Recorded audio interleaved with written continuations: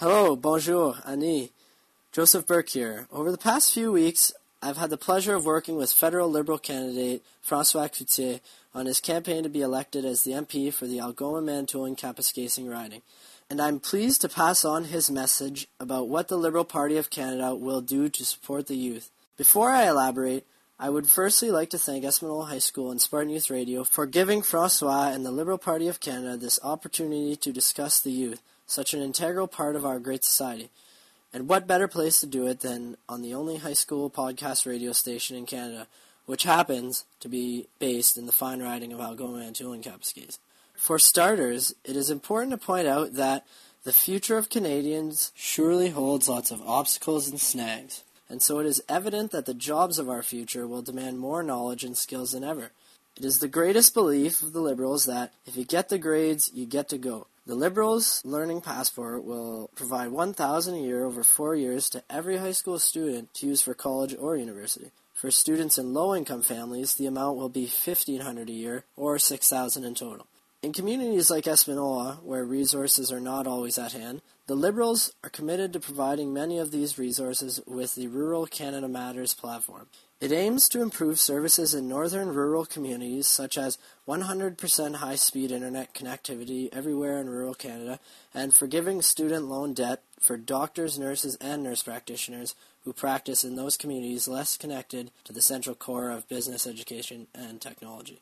Moreover, a Liberal government will encourage even more Canadians to volunteer their time, talents, and energy to our communities by creating a new Canada Service Corps. It will offer $1,500 in student loan forgiveness for young Canadians who volunteer at home or abroad. In addition, to this day, youth unemployment remains at nearly twice the national average. A Liberal government will put in place a youth hiring incentive for small and medium-sized businesses. They'll pay no employment insurance premiums for 3 years for any Canadian youth aged 18 to 25 that they hire. Lastly, a Liberal government will lead a democratic renewal by creating an open and transparent government. It will modernize elections by developing an easy-access online voting option. If you'd like to learn more about Francois and the Liberal Party platform, please visit his website at www.francoiscloutier.ca. In closing, I'd like to say that as a political science student, it's been an incredible opportunity for me to work with Francois Cloutier. I respect him as a person, and I encourage you to vote for him. It is in my greatest regard that I assure you all today that Francois Cloutier would make a superb MP for the Algoma Manitoulin Kapuskasing riding. Thank you, and on May 2nd, vote for hope, vote for progress, vote Francois Cloutier, and for the Liberal Party of Canada. Carol, what has struck you most as you go around the riding? Going door to door and hearing people's stories telling us that they can't afford to make ends meet. And I think that this is why we need a new prime minister, someone who's willing to work with all the other parties. Carol, what barriers do students and young people in Northern Ontario face when they're looking to go to post-secondary education, college, university? It's not cheap to go to university or college. And it's time that we attack skyrocketing tuition costs. So the NDP want to ensure that we designate $800 million as a transfer to the provinces and territories to lower tuition fees.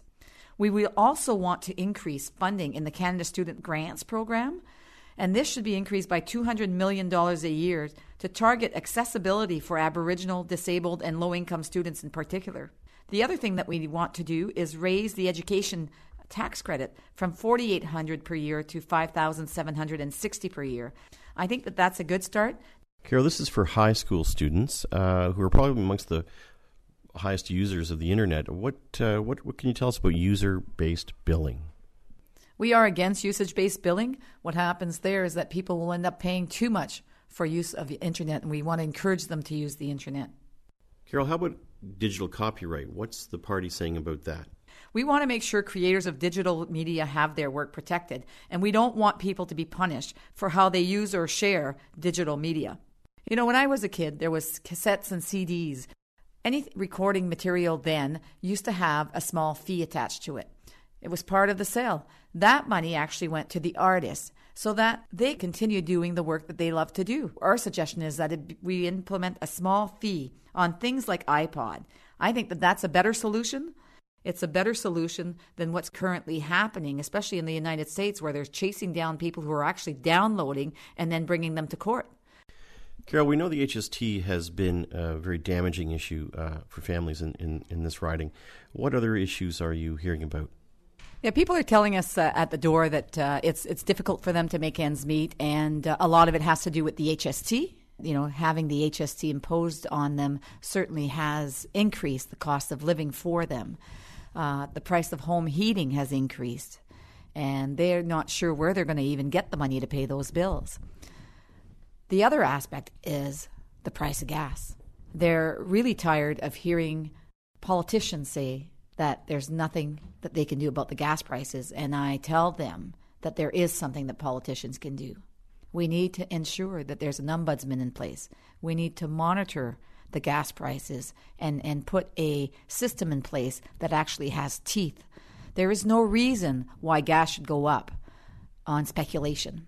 So action needs to be taken, and I'm telling people if they want action, they need to vote NDP.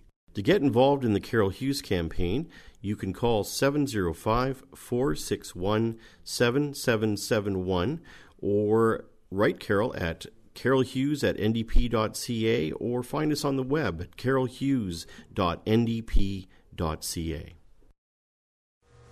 Hello, my name is Lorraine Rekmans. I'm the Green Party candidate in Algoma, Manitoulin, Kapuskasing. In this election, the Green Party will be talking about the 3 issues that concern Canadians the most: creating a smart, resilient green economy, building strong, sustainable communities, and establishing a true democracy. Canadians need political leaders they can trust. The Green Party is the only party whose policy and actions are based on real values. If you think Canada can do better, I urge you to vote Green on May 2nd. We're offering a fair deal for youth. We want youth to have access to affordable education, and we want them to find employment in jobs that can pay a living wage. We plan to introduce a youth, community, and environment service corps that will provide federal minimum wage employment for 40,000 youth aged 18 to 25 every year for 4 years, for a total of 160,000 jobs.